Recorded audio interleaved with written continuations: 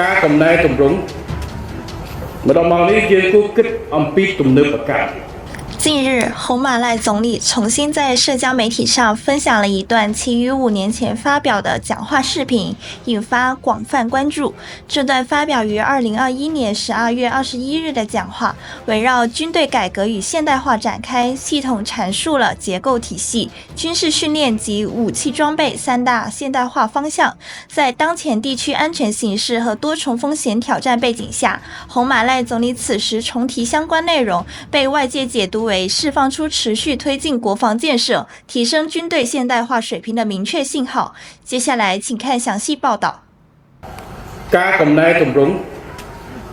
ម្ដងមកនេះយើងគួរគិតអំពីទំនើបកម្មទំនើបកម្ម3ទី1ទំនើបកម្មរចនាសម្ព័ន្ធកែតម្រង់ទំនើបកម្មដែលខ្ញុំប្រើពាក្យថាពាក្យនឹងពីរប្រហែលគ្នាប៉ុន្តែឈានទៅដល់ការវិវត្តទៅលើទំនើបកម្មបណ្ដេញថាម៉េចយើងរៀបចំតបសម្រាប់ប្រយុទ្ធការពារទសវត្សរ៍សតវត្សទី21យើងអាចយកការរៀបចំតបសតវត្សទី20យកមកវាយទេមករៀបទេយើងអាចយកការរៀបចំរចនាសម្ព័ន្ធរបស់តបសតវត្សទី19យកមកដើម្បីប្រយុទ្ធសតវត្សទី20សតវត្សទី21នេះវាត្រូវស្អីខ្លះការប្រែប្រួលនៃធម្មជាតិនៃការហានិភ័យអាការប្រយុទ្ធទ្រង់ទ្រាយធំវាមាននៅតែជាហានិភ័យប៉ុន្តែវាមានអាហានិភ័យពាក់ព័ន្ធទៅនឹងសត្រូវមួយចំនួនគ្រោះមហន្តរាយភេរវកម្មសង្គ្រាមតាមគេហៅ cyber security តាមអ៊ីនធឺណិត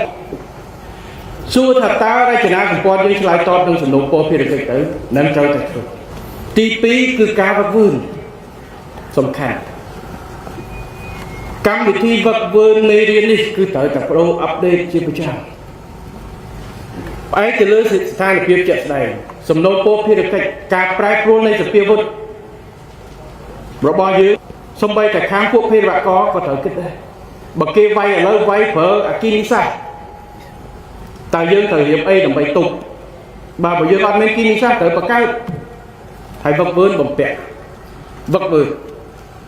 ទី3ទំនើបកម្មគ្រឿងសម្ភារៈបំពាក់ការគិតគូរ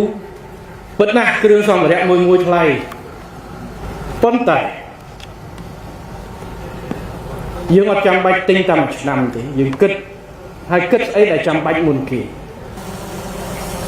អានេះជាការគិតរបស់ខ្ញុំព្រោះពាក្យទំនើបកម្មនេះវាត្រូវតែដើរព្រោះវាកំណែតម្រង់ប៉ុន្តែកំណែតម្រង់ជាមួយអាពង្រឹងដែលមានស្រាប់តែទី2ត្រូវឈានទៅមួយជំហានទៀតទៅយកអ្វីដែលថ្មីដើម្បីទប់